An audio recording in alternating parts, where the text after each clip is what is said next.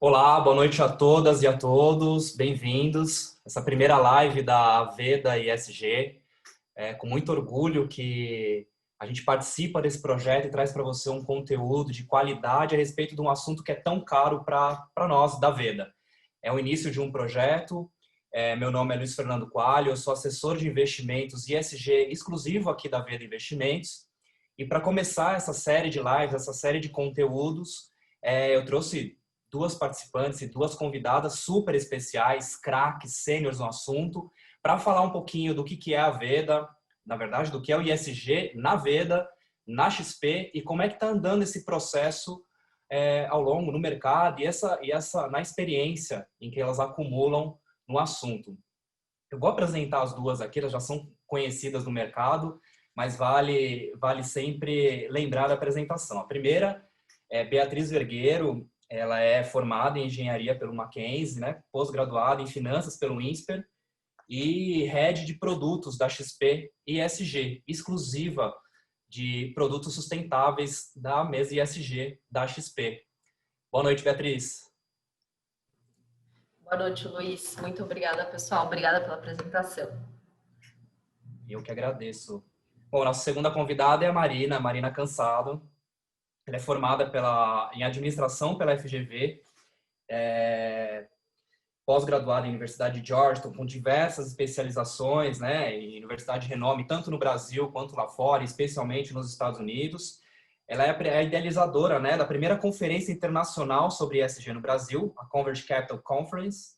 Ela é membro conselheira consultiva da GRI Brasil, Global Reporting Initiative, e desde junho, Marina, se me corrija se estiver errado, é Head de Sustainable Wealth na XP Private, no finalzinho de junho e início de julho. Boa noite, Marina. Isso aí. Obrigada pela apresentação, Luiz. Boa noite a todos. É um prazer estar aqui com vocês. Bacana. Vamos começar com a pergunta que é o cerne dessa live de conteúdo e é o que todo mundo, desde a gente na ponta da demanda aqui, é o que a gente tem mais ouvido. Marina e Beatriz, começando pela Marina. É possível ter rentabilidade e gerar impacto ao mesmo tempo? E eu queria que vocês colocassem essa questão junto com uma outra, né? Que é tão importante quanto. Me fala um pouquinho do que é o conceito ISG e principalmente o que não é ISG. Perfeito, vamos lá. Bom, primeiro é bom estar aqui, né? Quase final de ano, desse ano tão, né, caótico, acho que difícil para muita gente, e acho que simboliza um ano em que a gente percebe que, de fato, a gente, como sociedade, como mundo, está chegando aí no fim de uma era e começando uma nova era, né? Mais do que nunca, a gente vê as várias transições que a gente vem há anos falando, né? Esse modelo de capitalismo, ele não é mais sustentável, as mudanças climáticas estão se acirrando. A gente vem há muito tempo falando sobre esses temas, mas talvez com essa pandemia, a nossa vulnerabilidade, né, como ser humano, ela ficou à flor da pele para todo mundo. E acho que mais do que nunca a gente se deu conta, né, de como as nossas ações afetam os outros e afetam aí nosso futuro como sociedade, como humanidade. Então, não é à toa que esse tema, né, de como a gente concilia retorno uma possibilidade, né, de vida no mundo vem à tona com bastante força, né? E estava na hora, né? Acho que o mercado financeiro ele vem pautado sempre por esse olhar, né, para o risco e retorno, e um olhar bastante, na minha visão, míope, né?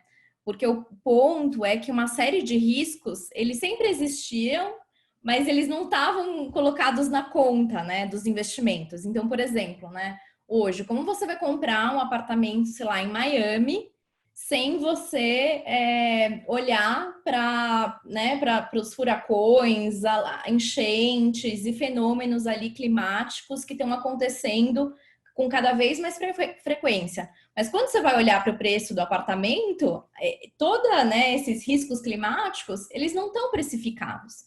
Então, acho que a grande transição que a gente está vivendo nesse momento de mundo é a percepção de que risco e retorno eles não mais dão conta de levar as melhores decisões de investimento, né? Que todo investimento, né, ou toda ação de uma empresa tem um impacto no mundo e que toda empresa, todo investimento é impactado pelo mundo. E esses impactos precisam ser considerados e precificados. Então, quando a gente está falando sobre investimentos sustentáveis, ESG, né, que é essa sigla tão falada aí, que ela diz respeito aos fatores ambientais, sociais e de governança, o que a gente está falando, em essência, é que a gente precisa trazer essa visão sistêmica, né, de mundo, que cada vez mais uma coisa afeta a outra, para a tomada de decisão de investimento. Então, os investimentos sustentáveis ou os investimentos ESG nada mais é do que expandir o conjunto de informações na hora de tomar uma decisão de investimento, né? E isso é expandir o olhar de risco, então contemplar os riscos climáticos, os riscos ambientais, os riscos sociais, ter uma visão de retorno que quais negócios vão prosperar num mundo em que cada vez mais a gente precisa da sustentabilidade, né? Então, quais negócios vão ser resilientes e vão passar, né? Vão ser aderentes a esse futuro sustentável e vão ser resilientes para passar pelas várias adversidades, né? Que a gente vai ter nessa década, e não é segredo, né? Não é surpresa para ninguém. E terceiro, né? Que eu acho que é muito importante, é como que a gente usa o capital a serviço de construir um mundo no qual seja bom para a gente, para os nossos filhos, netos viverem. Então, se eu fosse resumir, eu comecei falando de transição de eras, né?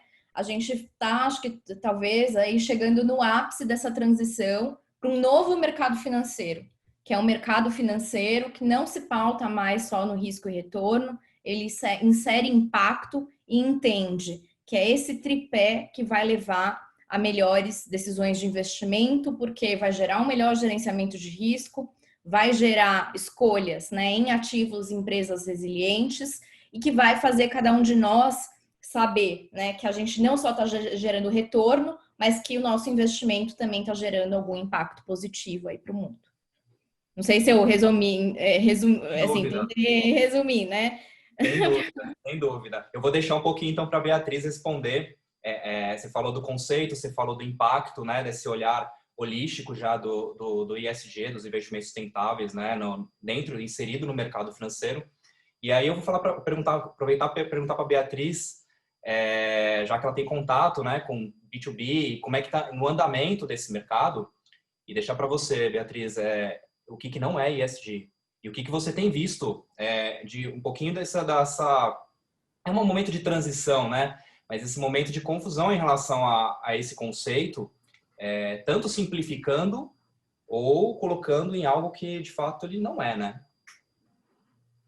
Perfeito, Luiz. Assim, só para complementar o que a Marina falou, tudo isso basicamente se resume em que o ESG é uma nova metodologia de análise e seleção de ativos e investimentos, né? Então, a gente tem esse novo framework para olhar para o mundo e para olhar para os investimentos também. Então, tem alguns mitos aqui que eu acho importante serem quebrados, né? Quando a gente está tentando trazer, né, o que é o ESG. Então, acho que o primeiro deles é que o ESG não é novo. Então, os primeiros fundos foram lançados em 1970. O ESG também não é filantropia. Então, você não precisa abrir mão do retorno para ter investimentos ESG, né? Os investimentos ESG, acho que isso é uma das coisas que a gente quer trabalhar muito com a XP, né? Usar o alcance e a força da XP para realmente mostrar dados, pesquisas e conscientizar a sociedade de que você consegue ter retornos perfeitamente ali comparáveis com investimentos regulares, com investimentos que tenham essa ótica ESG incorporada. Então, o ESG não é filantropia, ESG dá retorno financeiro sim, até tem alguns estudos que mostram que empresas a longo prazo que incorporam ESG acabam gerando mais valor, né? Tem uma reflexão ali nos múltiplos da companhia de mercado a longo prazo. Eu acho que terceiro ponto também para a gente trazer, o ESG ele não é uma classe de ativos, né? Não é um produto. Então, embora a confecção e estruturação do produto englobe fatores ESGs incorporados, o ESG ele não é uma classe de ativo ou uma classe de produto. tá? E aí, outro ponto que eu acho importante a gente levantar também é que o ESG não é binário. Então, assim, não existe hoje em dia como, assim, você não pode simplesmente tirar uma certificação e falar, olha, eu sou ESG, né? Existem várias maneiras de aplicar o ESG, existem vários jeitos de incorporar, até mesmo assim, dentro, você olhando para o mercado de gestoras de investimentos, várias gestoras incorporam de maneiras diferentes, de acordo com as suas filosofias, de acordo com, né, os seus critérios e abordagens totalmente diferentes. Então, vai depender muito, assim, não tem uma metodologia única para aplicar e existem vários jeitos de fazer ESG, né? Por isso que a gente tem tanto essa falta de padronização, talvez, se eu pudesse dizer. Não, perfeito, perfeito, Beatriz. E, inclusive com mandatos e teses diferentes de investimento, né? Essa decisão de investimento, ela é pautada também há uma parametrização, do meu ponto de vista também há uma regionalização desses aspectos, né? E a gente vai conversar um pouquinho lá na frente se vocês concordam com isso ou não, mas tem um aspecto que também é subjetivo, né? De acordo com o olhar da asset ou do fundo ou do próprio investidor, de como ele olha o mundo, né? Você vê a Aberdeen, você vê outros fundos que não tem uma forma de decisão de investimento tão ortodoxa assim, né? Vamos colocar isso aqui, a gente exclui isso aqui, a gente inclui. Há momentos de transição, como agora, que isso algo fica em aberto, né? Não são tão óbvios, né? A British Petroleum, por exemplo, está mudando o modelo de negócio dela de combustível fóssil para energia renovável, e tem outros vários, diversos exemplos, né? E, Marina, assim, você falou da pandemia. Opa, pode falar. Não, acho que eu só queria dar um exemplo para ficar alguns exemplos para dar mais claro, né, de quais são as abordagens, né? Então, assim, de forma bem básica, assim, o ESG, né, como eu disse, é você trazer esses novos conjuntos de informação ambiental, social e de governança para análise de investimento. O ponto é, cada gestor vai usar essas informações de formas diferentes. Então, tem alguns gestores que eles escolhem a abordagem de exclusão. Então, eles falam, olha, eu não vou investir em empresas de determinados setores, ou eu não vou investir em empresas que, sei lá, não tenham diversidade de mulheres, não tenham diversidade, não tenham mulheres na liderança. Então, essa é uma forma. Tem outros gestores que eles falam, eu não vou excluir, né, nenhuma empresa, nenhum investimento, mas eu vou buscar me engajar com essas empresas. Então, eu vou investir, porque, por exemplo, sei lá, continuar investindo no setor de mineração, porque não é um setor que vai acabar no curto, médio prazo. Então, mas eu vou estar ali como acionista, cobrando a empresa para ela melhorar. Então, essa é uma outra abordagem de engajamento. Outros gestores, eles vão falar, bom, eu não vou deixar de investir em nenhum setor, mas eu vou procurar a melhor empresa com as melhores práticas em cada um desses setores. Então, outra abordagem é a temática. Eu vou vou priorizar o investimento em setores ou em temas que estão alinhados com o futuro sustentável. Então, acho que o grande desafio é que não tem um jeito certo, né, de você fazer essa incorporação desses fatores ESG, né? E aí, o que o investidor precisa se certificar é de entender, né, como cada gestor ou como cada empresa está incorporando esses fatores e ver se esses fatores estão alinhados com a sua visão pessoal, né? Então, acho que só para ficar claro aí um pouco dos caminhos, né? Perfeito, perfeito. Você falou linkando com isso, eu acho que uma coisa vai levando a outra, né? Você falou da mobilização que houve na pandemia, isso se tornou mais evidente, né? O ESG, a gente tinha uma tradição, a Beatriz falou bem, a gente tinha uma tradição desde a década de 70 que era focada em ambiental, e no Brasil a tradição vamos dizer assim, do ESG era sempre voltada mais à relação de governança, apesar do Brasil sempre protagonizar também a agenda ambiental no mundo, né? Mas a governança em algumas empresas sempre foi o ponto focal, né? Houve um momento da pandemia e abriu a caixa de Pandora. E aí a gente viu aí que é a diferença. Ainda vou entrar no conceito, porque eu acho que vocês são duas especialistas e tem assessores aqui com a gente, tem clientes, a gente especificar mesmo que a gente gaste um pouco mais de tempo com isso. Acho que é importante do ponto de vista educativo, né, pedagógico para o mercado e para os investidores. que é o seguinte, a diferença, Marina, eu vou começar com você, entre filantropia, ISG e o investimento de impacto. Ontem mesmo eu estava conversando com um gestor e que era mais voltado para a filantropia do que propriamente um critério de análise ambiental, social e de governança. Ele falou assim, isso não é ESG, etc., mas eu falei para ele, eu acho que existe tanta coisa no Brasil a ser feita e a filantropia, o impacto e o ESG, eles partem de uma mesma raiz, né? De um olhar para fora, de um olhar para o lugar que a gente vive, não ser alheio, não ser uma ilha individual, um CNPJ individual no lugar onde a gente vive, elas partem do mesmo lugar, mas elas não são a mesma coisa. Então, se vocês puderem especificar, né? De repente a Marina fala filantropia, a diferença para o ESG, e a Beatriz, que também está em contato com as assets e com fundos de impacto, pudesse falar sobre isso. Não, perfeito. Então, como que a gente vê, tá? Aqui, como eu vejo, né? Parte do meu trabalho na XP é ajudar nossos clientes a olharem, né, para o portfólio deles como um todo e entenderem, né, qual parcela de capital vai para cada coisa, né? Então, basicamente, né, como eu vejo, acho que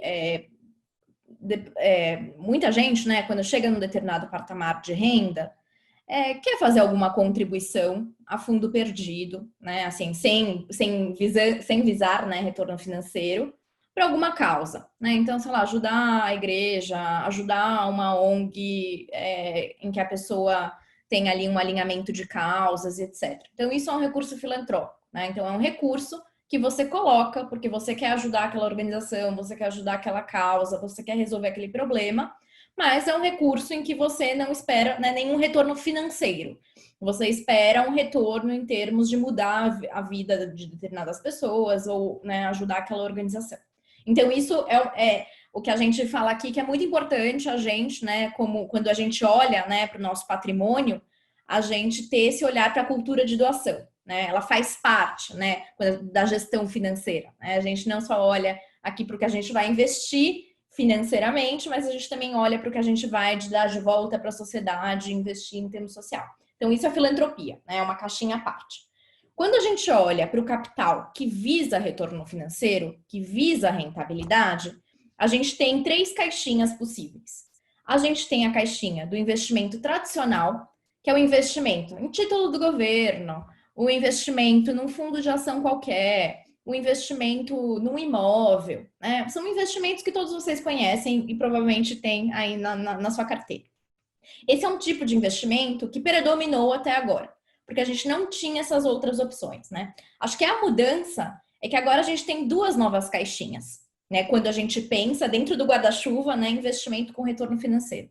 A gente tem a caixinha do investimento sustentável, ou seja, um investimento que considera os fatores ambientais, sociais e de governança.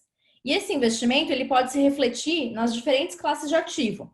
Então, ao invés de eu investir num fundo de ação qualquer, eu vou investir num fundo de ação de empresas, né, que foram selecionadas por meio dessa análise dos fatores ambientais, sociais e de governança. Ao invés de eu investir num título de governo, eu vou investir num título verde, ou seja, num título, né, cujo dinheiro levantado no mercado vai, por exemplo, financiar um projeto de energia limpa. Então, a gente está falando das mesmas classes de ativo, só que a gente está falando sempre que tem um recorte que é ter passado, né, por essa análise dos fatores ambientais, sociais e de governança, né? Então, a gente tem o investimento tradicional, investimento sustentável, e a gente tem essa outra categoria, que são os investimentos de impacto, né? O que são os investimentos de impacto?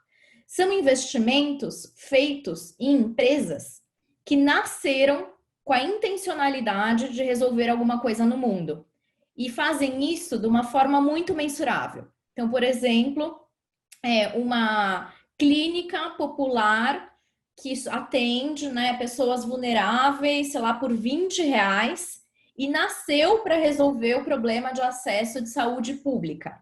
Ou, por exemplo,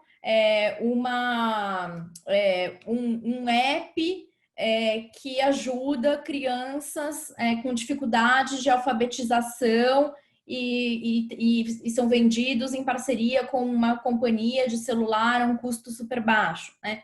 Então, os negócios de impacto geralmente eles são feitos em empresas que ainda são menores, né? Que estão nascendo e que surgiram com esse propósito. Então, geralmente os investimentos de impacto são feitos em startups, né? Então, geralmente fica nas classes de ativo do venture capital, talvez ali um crowdfunding, ou no máximo um private equity, né? Então, são classes mais alternativas. Mas por que então, o que eu quero dizer? Hoje, né, quando eu vou ajudar meu cliente a montar um portfólio, a gente vai olhar para essas 4 caixinhas. A caixinha da filantropia, que não visa retorno financeiro. A caixinha dos investimentos de impacto. Então, por exemplo, eu tenho um cliente que quer resolver as questões do oceano. Então, a gente foi achar uma startup que está recolhendo plástico do oceano e tem um modelo de negócio em cima da reciclagem desse plástico. Legal. Ticamos a caixinha do investimento de impacto. Aí a gente tem um investimento sustentável. Vamos buscar fundos SG, vamos buscar título verde, vamos buscar, né, outras variáveis. E tem um residual que talvez tenha que ficar no investimento tradicional, que é eventualmente um fundo imobiliário, eventualmente alguma classe de ativo em que ainda é difícil, né, sair aí, não tem uma alternativa outra ainda sustentável. Então, esse para mim é o olhar do portfólio completo. Não sei espero que tenha ficado claro aí as distinções. Não, perfeito, super didático, Marina. É importante, essas caixinhas, ela fica super visual, assim.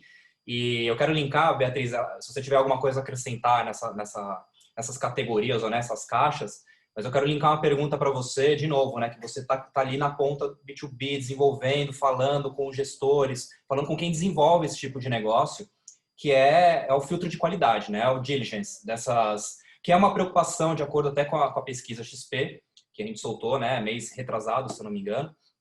Era uma preocupação dos nossos clientes, de que, de fato, aqueles investimentos que se dizem sustentáveis, ESG, de impacto, filantrópicos, utilizavam aqueles recursos daquela forma, né? Era uma troca, uma certa desconfiança em relação ao mercado. Qual que são as réguas de qualidade que a gente utiliza hoje na XP, Beatriz? Luiz, hoje em dia, na verdade, como a XP ela é esse supermercado financeiro, assim, a gente tem várias áreas e muitas dessas áreas independentes. Óbvio que muitas dessas áreas vão beber das mesmas fontes e outros tipos de negócios, por exemplo, a Asset, ela precisa ter uma política de investimento própria, né? Então, a gente já tem hoje em dia um braço dentro do research que é responsável por research ESG, né? Então, uma pessoa que vai ficar mais atenta a todo esse tipo de critério, analisando todas as empresas e ajudando todos os analistas que cobrem as empresas a incorporarem essa visão no rating proprietário XP, né? Isso, então, está sendo feito, tá? Como, assim, eu costumo dizer que o ESG é uma jornada, né? Então, a gente não pode simplesmente virar a nossa chavinha, é uma jornada que tem várias etapas. Então, muitas dessas etapas a gente ainda está na fase de desenvolvimento, está na fase de construção, até mesmo porque tudo precisa ser feito com muita robustez e coerência com o nosso posicionamento. Eu acho que ponto 2 também, dentro da área de risco, tem também uma pessoa responsável por risco socioambiental, né? Então, vai ser uma sub-área da parte de risco ali, estar mais atento, né, a esses riscos e olhar para isso, por exemplo, na nossa emissão de oferta, a gente ali como investment banking, coordenador e tal. Então, eu acho que tem essa vertente também. E o time da XP Asset também está desenvolvendo uma política de investimento, né, específica para os fundos deles, específica com o que eles acreditam. Óbvio que tudo isso em linha com o posicionamento estratégico da XP. E aí eu acho que a Marina consegue complementar também, porque ela está montando todos esses critérios, toda essa política de investimento e todo esse olhar para o XP Private, que também, né, vai ter um olhar diferenciado ali. Então, eu acho que ela consegue abrir um pouquinho desse processo para a gente, né, Mar, no detalhe. E aí você coloca assim na prática, né, Marina? Quais são esses indicadores, né? Tem alguma coisa que botar no papel também. Você está falando do mercado financeiro, né? Que, tirando a subjetividade, colocando no papel, falar, tá, esses são os indicadores para avaliar impacto no que o seu capital realmente fez ao longo desse período. Como é que você... É um processo educacional também, né, Marina? Não, então, acho que assim, tem vários pontos nessa questão. Assim, primeiro, cada classe de ativo vai ter uma forma diferente de você avaliar, e não só cada classe de ativo, mas lembra daquelas abordagens que eu falei, né? Então, por exemplo, aquele gestor que eu comentei lá no começo, que ele se engaja com a empresa para a empresa melhorar, o indicador para ele, assim, então esse gestor basicamente ele vai sentar ali na reunião de conselho com a empresa ou numa reunião, numa audiência que ele convoque, ele vai estipular um plano de metas de melhoria no que é mais relevante, no que é mais material para aquela empresa. Então, empresa, você precisa reduzir aqui sua pegada de carbono. Empresa, você precisa ter mais mulher no board.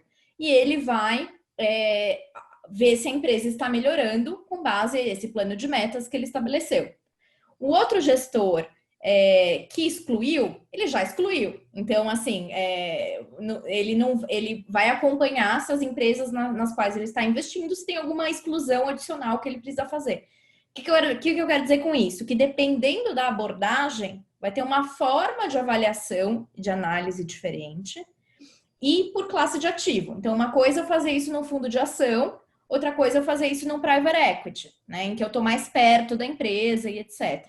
Então, precisa ter esse olhar. Além disso, tem uma distinção entre ESG e impacto, né?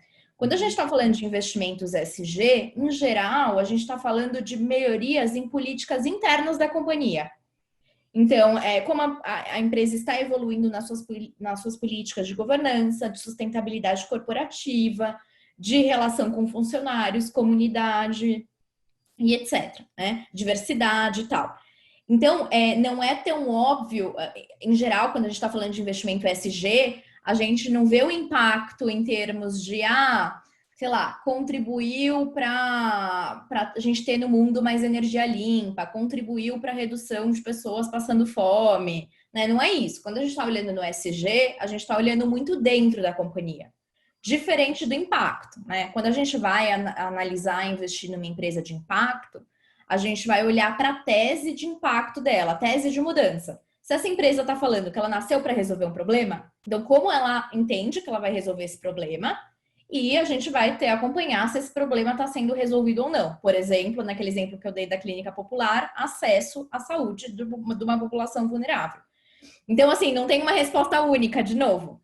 Depende da classe de ativo, depende se é ESG impacto. Dentro de ESG, depende da abordagem do gestor. Por isso que acho que o investidor, né, pessoa física, ele se sente tão... quanta complexidade, né? No mar, né? A gente tá dando Porque, de fato. E por isso que eu acho que nosso papel, né, você aí como assessora, a gente aqui na XP é justamente dar a mão para o cliente, o ajudar nessa jornada, tá? Mas o que eu acho que é importante, que é um ponto que a gente não falou aqui, não basta só, né, entender como a empresa ou como o fundo, né, qual caminho que ele está tomando, né? O que eu acho mais importante é que o investidor tenha a sua própria régua, ou seja, tenha a sua própria política de investimento sustentável de impacto. Então, com os meus clientes, meu primeiro passo no meu trabalho com eles é ajudar cada cliente a escrever num papel os seus critérios. Então, Marina, eu não quero investir nesse setor. Marina, eu quero muito investir no setor, sei lá, saúde, não quero investir em combustíveis fósseis. Aí, a gente vai procurar os produtos e as gestoras alinhados à política e à régua do investidor. Então, acho que isso é fundamental. O investidor, acho que cada vez mais, precisa entender que o seu capital é uma ferramenta, o seu capital pode ser uma ferramenta de transformação.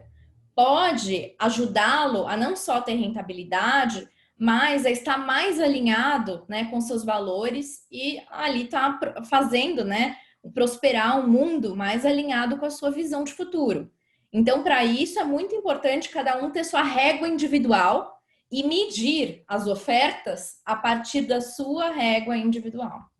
Sem dúvida. E é uma coisa, Beatriz, diga. Luiz, assim, eu acho que tem um pouco de falar de desempenho. O som tá um pouquinho ruim, Beatriz. Vocês também visto o som? Não, Tá com um tá pouquinho de dando eco. eco. Tá dando eco.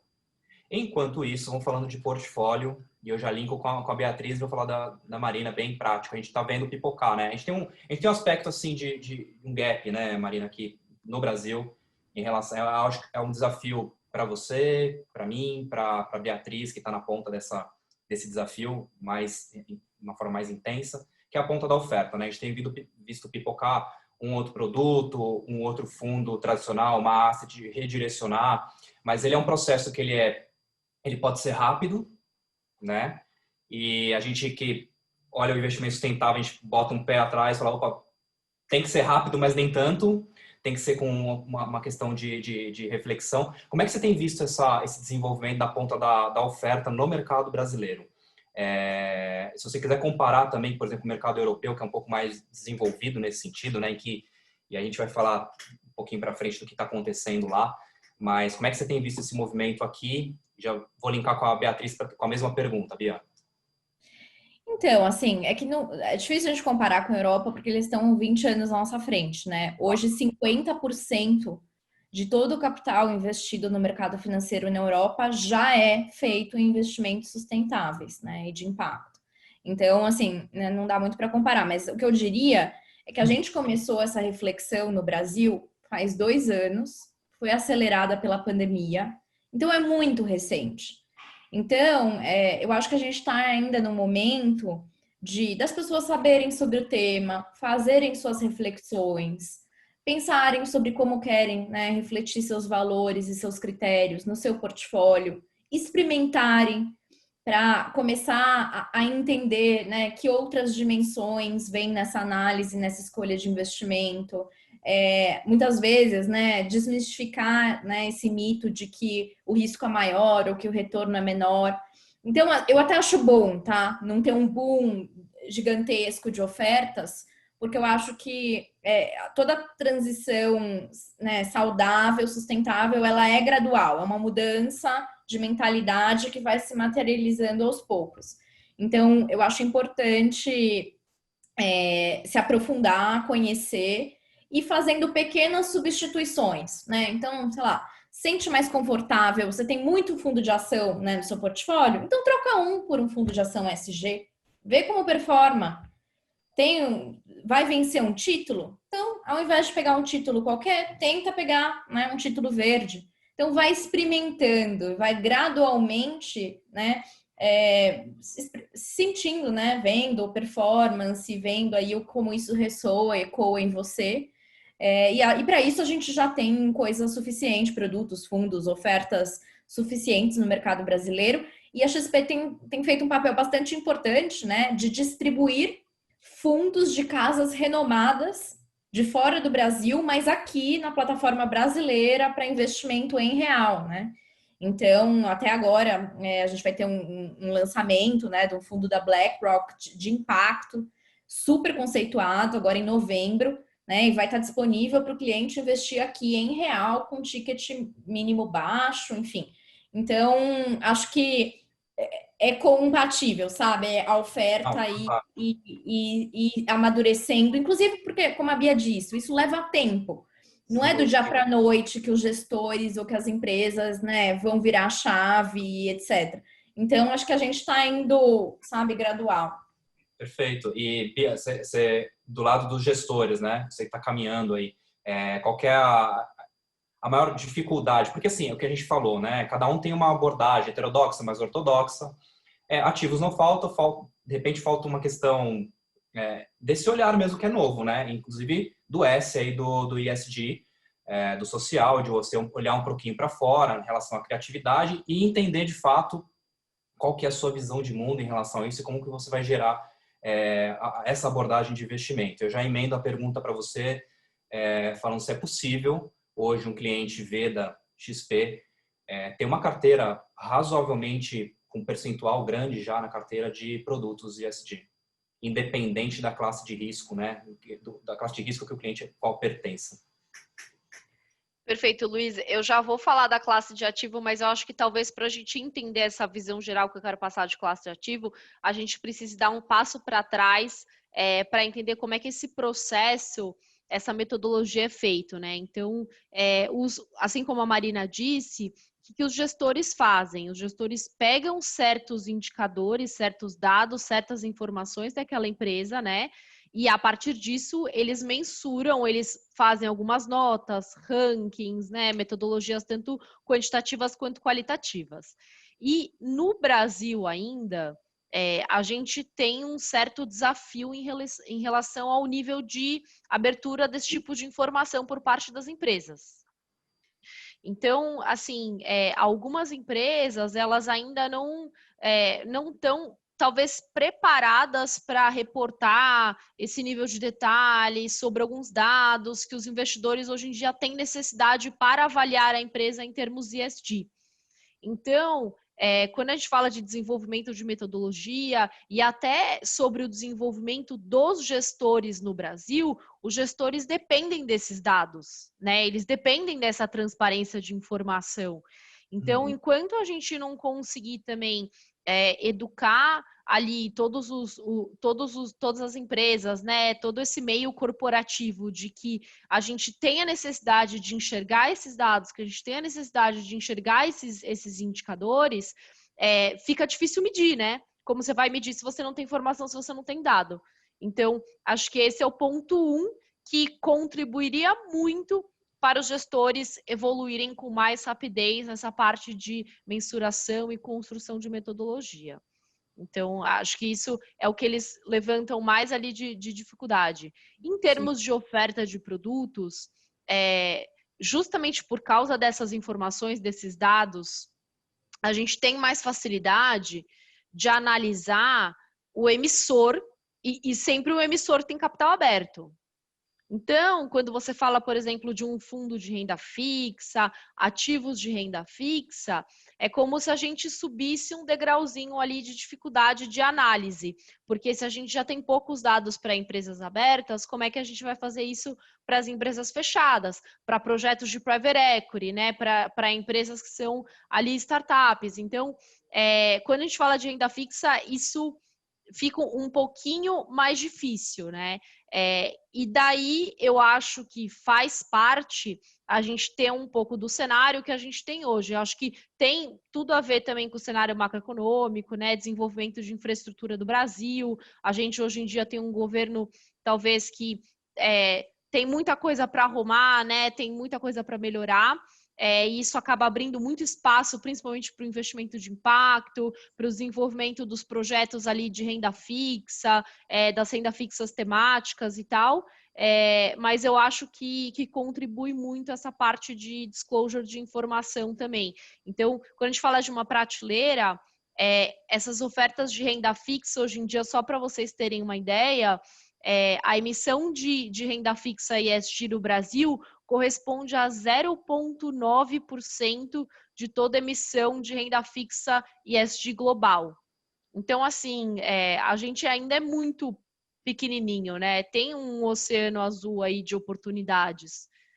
Então, quando a gente fala de fundos de renda fixa, análise de emissores de renda fixa, quando a gente fala dessa classe de ativo especificamente, tem bastante oportunidade, o desafio é grande e eu acho que é uma dos espaços vazios ali na prateleira. Não, bacana. Respondendo sua pergunta, Luiz, hoje, um portfólio completo, diversificado e etc., ainda não é possível. Acho que a gente dá para começar fazendo essas substituições. Isso é mais... acho que isso é possível para os clientes que têm conta fora do Brasil e investem fora do Brasil. Aí, inclusive, a gente vai lançar aqui na XP Private uma carteira recomendada offshore agora nesse próximo mês. Então, a gente selecionou fundos dos melhores do mundo todo e isso vai ser possível para quem tem conta nos Estados Unidos ou na Europa. Mas aqui no Brasil, né, esse processo está sendo aos poucos, mas, de novo, não acho ruim, acho que talvez case né, com a necessidade de amadurecimento que a gente ainda tem não só do investidor, mas dos assessores, dos banqueiros, dos próprios profissionais do mercado financeiro, né? Exatamente, exatamente. E aí eu vou linkar com outra pergunta que é inevitável, né? Eu li um artigo na Folha do Estadão agora, de uma profissional sênior do mercado. Ela falou que ela já fala de greenwashing desde 2010, que não é momento de... Eu queria saber, entender até a opinião de vocês a respeito disso, né? É o momento de falar de greenwashing? Porque, assim, a Bia falou de relatórios, né? Quando eu vejo um relatório, por exemplo, de qualquer empresa de sustentabilidade, não há critério nenhum, né? Eles colocam aquilo que eles acharem, não há uma parametrização nenhuma em relação a critérios, nem do próprio setor. E até isso a gente está discutindo, como que a gente deve proceder, como é que a gente vai olhar para isso, e se há uma parametrização, se isso vai ser resolvido, essa equação vai ser resolvida com regulação, taxonomia, enfim, a gente essa equação ainda está se desdobrando ainda no mercado brasileiro. Mas, além de afirmar, Marina e Beatriz, vocês entendem que é momento de falar, olha, isso aqui não é, e isso aqui é greenwashing na cara, para você, investidor. Isso aqui fique tranquilo que isso aqui não é. Isso aqui é, mas isso aqui não é. Além de afirmar, negar. Então, acho que, assim, alguns pontos, tá? Quando a gente analisa uma empresa, independentemente de, né, ser fechada, aberta, etc., a gente nunca vai olhar só os relatórios, né? Então, os relatórios os relatórios são uma das fontes de dados, né? Então, a gente vai conversar com o management da empresa. A gente vai ouvir pessoas que se relacionam com a empresa. A gente vai acompanhar a empresa na imprensa, nos seus posicionamentos, etc.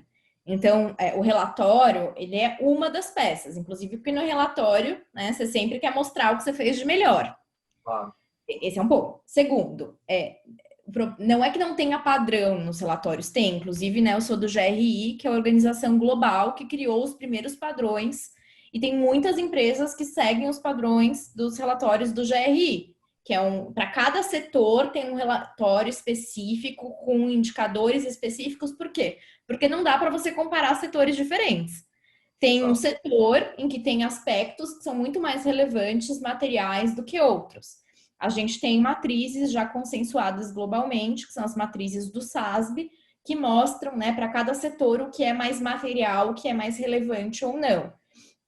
Então, assim, tem uma série, né? Então, assim, a gente não olha uma coisa só, a gente olha um conjunto, né?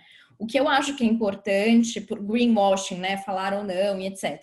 Eu acho que é importante nesse momento em que todo mundo começa a falar com o assunto, todo mundo começa a falar que é especialista no tema, todas as empresas começam a falar que são ESG. Eu acho que é importante o investidor, o analista, o gestor ver que ele precisa ir a fundo, né? Que ele não pode comprar só o discurso. Por isso que eu acho que é importante falar de greenwashing, porque de fato a gente vê cada coisa assim que não é possível, entendeu? Então acho que de um lado, acho que é importante ficar com essa pulguinha atrás da orelha sobre o greenwashing. Do outro lado, acho que a gente precisa ser empático de que isso é uma jornada, que é só o começo, que tá todo mundo aprendendo e que a gente vai errar no processo. Então, e que assim, não é sem contradições, né? A gente tem estruturas organizacionais, a gente tem sistemas de incentivo que nem sempre estão alinhados. É uma mudança de mindset, né? Então, então eu acho que ter a pulga atrás da orelha, de não comprar tudo que falam é importante. Do outro lado, acho que a gente tem que entender que esse é um processo, que é uma jornada. Então, a minha visão pessoal eu tô junto de quem está mostrando que está evoluindo, entendeu? Mas mostrando com base em dados, evidências e etc. Materialidade, né? Com materialidade para além da comunicação, né? Dessas questões. E aí eu vou fazer Exato. Eu vou fazer uma pergunta para as duas, e aí a Bia falou de poder público um pouco, né? A gente viu a vitória do Biden hoje, ele vem com na esteira da campanha dele, vem com um caminhão de promessas em relação a investimentos sustentáveis, ao investimento público, em relação ao Green New Deal, entre outras coisas. Eu queria saber o que vocês acham, né? A pergunta o Japão, semana passada, fez um anúncio de zerar carbono até 2050, a mesma coisa a China, Coreia do Sul, a Europa já está nessa toada há um tempo, os Estados Unidos provavelmente vai anunciar isso, se não for esse ano com o Biden, vai ser no início do ano que vem, para dar uma resposta, né, para o mundo rápido. E o Brasil, vocês acham que os grandes players aliados à demanda vai empurrar a burocracia do Estado brasileiro, seja no âmbito municipal, estadual ou federal, para esse caminho? Você acha que é um caminho ou isso tem um limite caso o governo ou o poder público não injete dinheiro para investimento no green, né? Um Green New Deal brasileiro, né? Que vocês acham que só a demanda é suficiente ou ela vai ser a que vai empurrar o poder público para isso? Eu acho que por mais que a gente tente assim, puxar, que assim, o ESG, ele é muito um movimento da iniciativa privada puxando para si mesma a responsabilidade dessa transição para um mundo melhor, né? Então, eu acho que por mais que o ESG seja esse movimento, seja esse, mostre que o mercado acordou, né? Principalmente o mercado financeiro que tende a precificar as coisas antes e tentar trazer a valor presente tudo que vai acontecer no futuro, por mais que a gente direcione os financiamentos, né? Direcione os investimentos, eu acho que existe sim uma parcela ali de ações que precisa ter uma ajuda do governo, né? Então, essa parte de retomada do Green New Deal que você citou, o Brasil já teve esse pacote de incentivo para a retomada da economia, né? Só que o nosso pacote de incentivo, ele não está carimbado com esse direcionamento sustentável que é o Green New Deal. Então, assim, eu acho que o que acontece por mais que a gente tenha muitos aliados da iniciativa privada, a gente precisa da iniciativa pública. Então, toda essa pressão social e toda essa pressão do mundo corporativo, eu acho que vai contribuir, né, uma pressão positiva ali, um ativismo acionário, ousando dizer assim, a gente, querendo ou não, isso contribui para o governo se movimentar, né? A gente já ouviu alguns rumores, alguns políticos já acabaram dando alguns direcionamentos, algumas falas que a gente consegue enxergar, mas eu acho que precisa vir essa ação concreta do governo, principalmente para uma transição ali de baixo carbono, se é esse o foco da sua pergunta ali que você... E tem uma direção no planejamento estratégico enquanto Estado, né, Marina? Você concorda? Eu sim concordo, mas assim, eu não acho que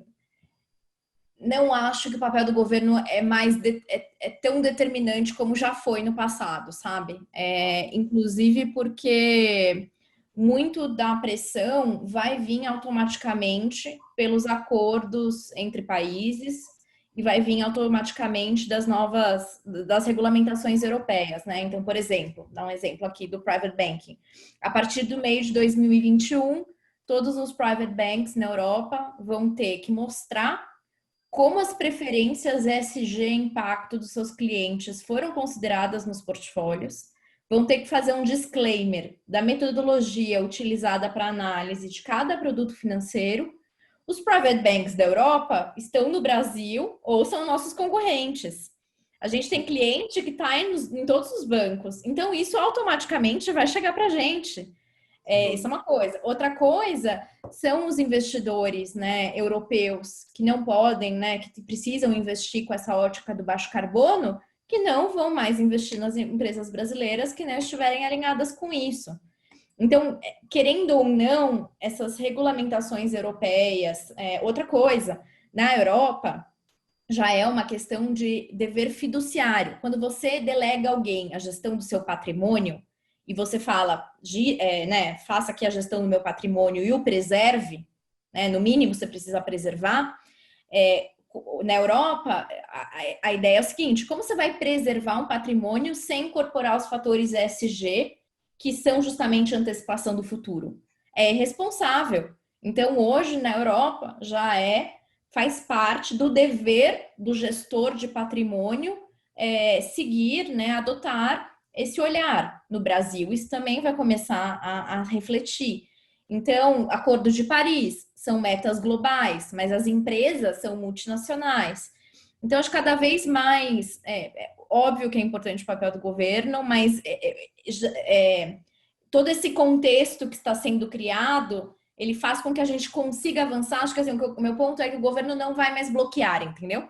Obviamente que vai ser melhor se ele estiver alinhado, mas a gente consegue seguir, né, se ele também não estiver alinhado. Entendi. Não, perfeito, perfeito. A gente vai caminhando aqui para o final da nossa conversa. A gente poderia continuar, porque o assunto ESG tem de monte.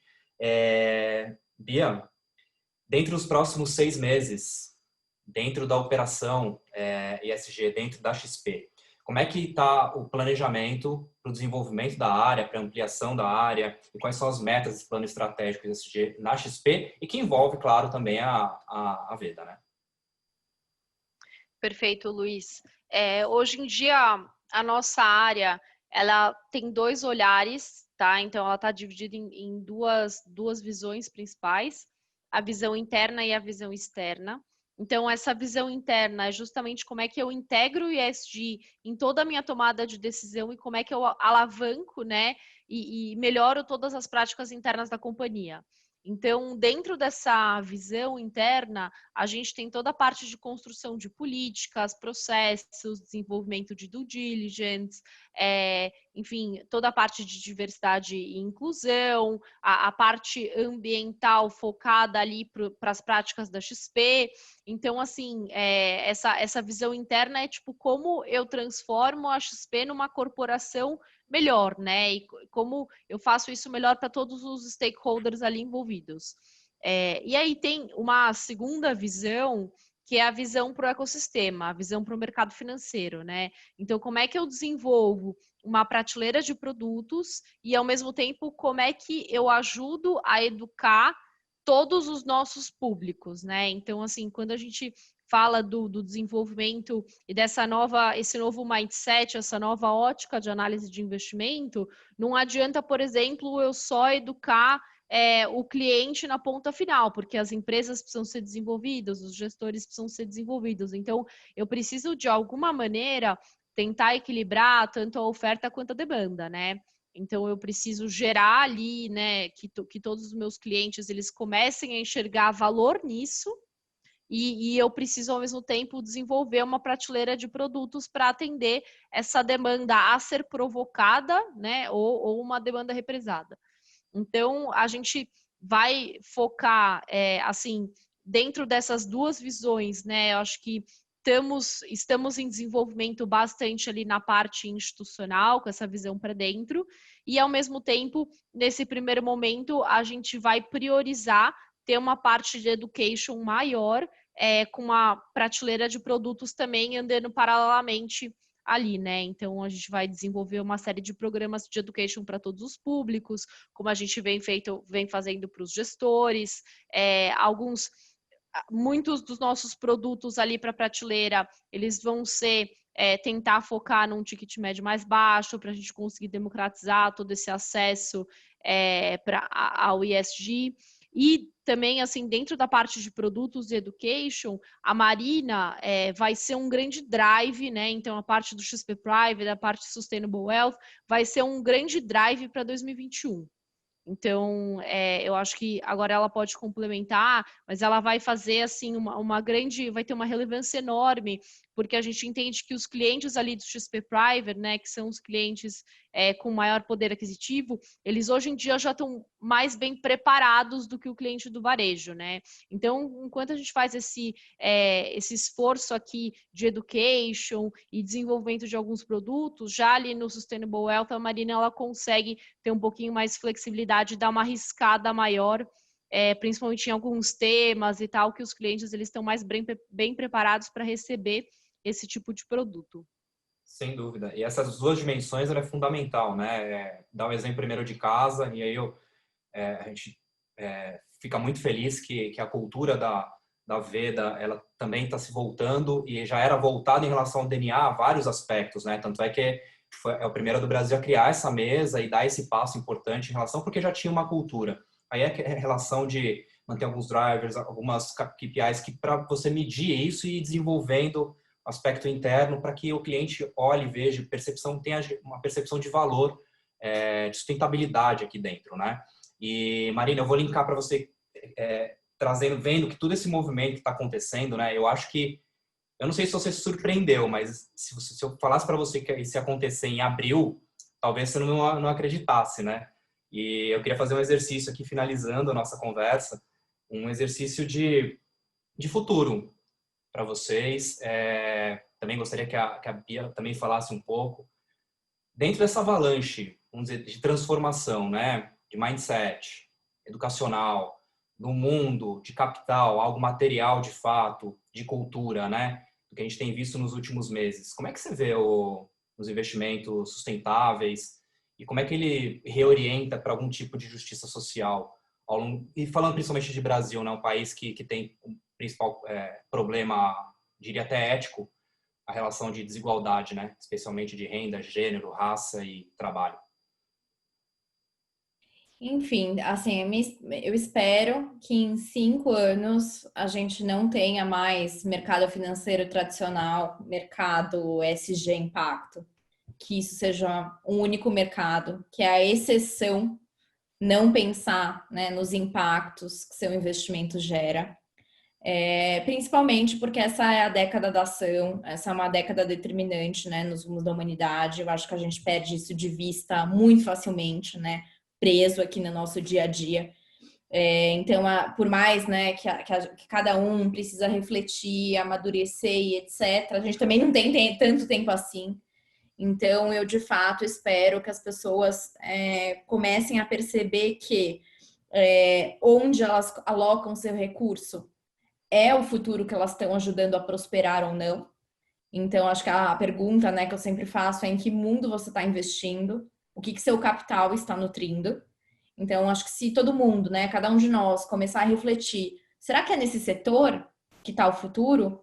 Será que essa empresa, eu uso esse termo que eu gosto, que é fitness for the future, né? É a aderência ao futuro. Será que essa empresa é adequada, é aderente a esse futuro, que é um futuro que eu considero bom? Então, às vezes, sabe, só de criar esses grandes recortes, eu acho que já facilita muito, assim. Eu acho que eu queria que daqui 5 anos a gente chegasse nesse único mercado financeiro que é capaz de fazer o capital chegar nas soluções que vão nos levar a um lugar melhor, comunidade, né? Tanto soluções sociais como soluções ambientais, e que a gente vai redirecionar esse capital por meio das escolhas individuais que passam por essa reflexão, né, do que meu capital está nutrindo, em que mundo eu estou investindo, né, ao colocar aquele dinheiro a serviço de uma empresa, né, e não de outra. Perfeito. Yeah. E Luiz, fazendo só uma chamada aqui, vocês assessores vão ser as pessoas, assim, vocês têm uma responsabilidade enorme em todo esse processo, tá? Então, assim, trazendo um pouco do que a Marina falou, o assessor do futuro, o banqueiro do futuro, né, essa pessoa que vai atender o cliente precisa saber ouvir, né, entender quais são as maiores preocupações do cliente, entender quais são as maiores causas do cliente e alinhar isso com as preferências de investimentos do nosso cliente. Então, assim, vocês vão ter essa responsabilidade enorme de fazer essa chamada, né, de consciência para todos esses clientes. Então, provocar, fazer o que a Marina falou, trocar um portfólio, fazer X% do portfólio em ESG, aí o cliente quebra aquele mito de que não tem retorno, daí arrisca mais um pouquinho, e aos poucos a gente vai fazer a transição do mundo e a transição do mercado financeiro. Então, assim, vocês têm uma responsabilidade enorme nisso, vocês são ali a nossa ponta com o cliente final, que é a ponta mais importante de todo o processo, né? Então, assim, tudo que a gente faz pelo cliente. Então, vocês vão saber dizer para a gente, olha, aqui está fazendo sentido, o cliente está demandando muito isso, e aqui na XP, obviamente, a gente vai tentando se adaptar para atender o nosso cliente final da melhor maneira possível. E acho que sempre com proatividade, né, Bia? Porque até agora acho que para dar esse outro passo, né, acho que até agora os banqueiros, assessores, etc., eles sempre foram muito proativos em entender a situação financeira, o perfil de risco, né, as expectativas, objetivos financeiros. Mas agora tem esse elemento a mais para a proatividade, né, que é provocar o cliente. Em que temas você quer investir? Quais são suas causas, né? O que você não quer, né? Qual a sua qual é a sua régua, qual a sua linha de corte? E acho que isso precisa desse processo, dessa iniciativa, né? Também dos assessores, banqueiros e profissionais do mercado. Sem dúvida, Marina. Infelizmente, eu vou ter que encerrar pelo avançado da hora com vocês. Quero dizer que foi um prazer, uma honra tê-las aqui em casa. As portas estão escancaradas para vocês virem mais vezes, para falar de outros assuntos mais específicos, falar de notícia que está bombando todos os dias. A gente está nessa missão focada de democratizar e contribuir para expandir os investimentos sustentáveis no mercado, para os nossos clientes. E, Marina, você sabe, eu já te falei isso, você é corresponsável indiretamente por esse projeto. Se você não estivesse na XP, provavelmente isso aqui não teria acontecido e outras coisas no mercado também. E, Bia, seu sucesso é o nosso sucesso. É importantíssimo ter vocês com duas mulheres talentosíssimas junto com a gente, instruindo, trocando conhecimento, trocando tudo aquilo que é necessário, education, tudo aquilo que é necessário agora com uma característica de contribuição, mais do que a competitividade, a contribuição entre diferentes áreas, para que a gente possa desenvolver esse mercado da melhor maneira e entregar o melhor serviço para os nossos clientes com justiça socioambiental e com equidade, né? Eu agradeço demais quem ficou com a gente até agora. A gente tem assessor, tem investidores, tem clientes, tem amigos. E esse é só o primeiro episódio. É uma primeira live, o primeiro conteúdo de muitos que virão. Muito obrigado, gente.